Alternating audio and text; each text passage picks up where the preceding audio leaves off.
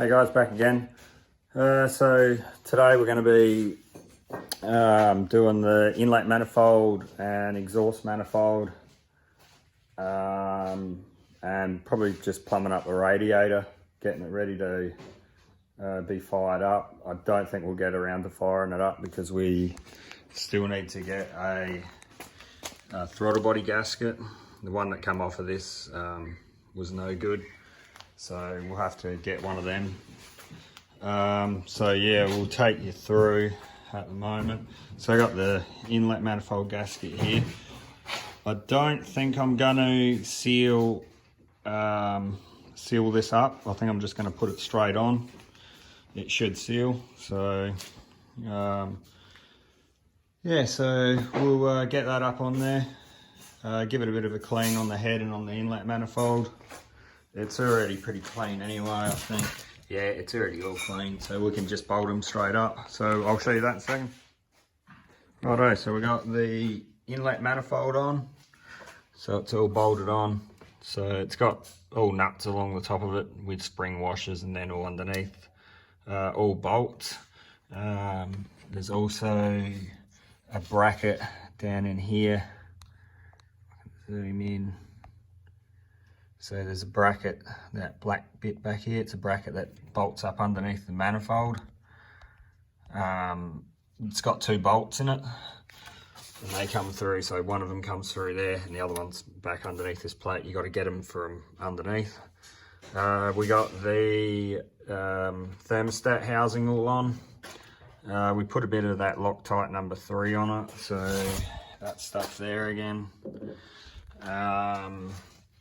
And yeah, so it's just the 3 bolts. There's one there, and one underneath in here. We're about to put the thermostat in. Just a quick note to anybody doing a thermostat: before you put them in, check that they work. So boil water. We don't actually boil water first. You actually put them in warm water. Get them up to a little bit of temperature while you're boiling the water, and when you boil the water, then pour it in on top of the warm water. Boil your kettle again, and pour it over it again, and you should see it open up. So you should be able to see a gap open up in between the top of the metal bit and the seal in here. If it doesn't open up after a few times you've boiled water, there's a good chance that the thermostat's no good and you probably need to replace it. And this little bleed hole up here, you need to face it up. So it needs to be up, closest to the highest part of the motor, so it sits in there like that. And then you can put your thermostat housing back on. Right, we got the thermostat on. We got the Dizzy back in. It's all set up on top dead center number 1.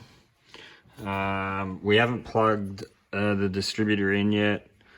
For one reason is we want to turn it over. We don't want it firing.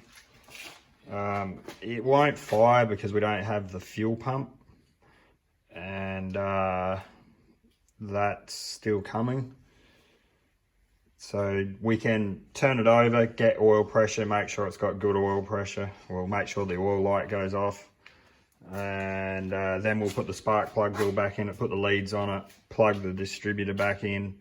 We'll get the air cleaner all on. I still haven't put the exhaust manifold on, so we're about to put that on right now, button that up. Then we will turn it over and get some oil pressure up. Okay, so we got the exhaust manifold on. Distributor's still disconnected here. We've got a battery sitting in it. We've put water in the radiator. With the exhaust gasket up here on the top of the manifold, I ended up using some RTV ultra copper sealant, so that's for high temperature exhaust stuff. And I actually also use that RTV down on where the exhaust manifold bolts to the actual exhaust down the bottom. So what we're going to do now is turn it over. and see if we can get some oil pressure up. Now, like I said, this thing's not going to fire. It still hasn't got a fuel pump in it. There's no fuel in it, and the distributor is disconnected. So what we'll do is you'll hear it turn over, and when we stop turning it over, you know that it's got oil pressure.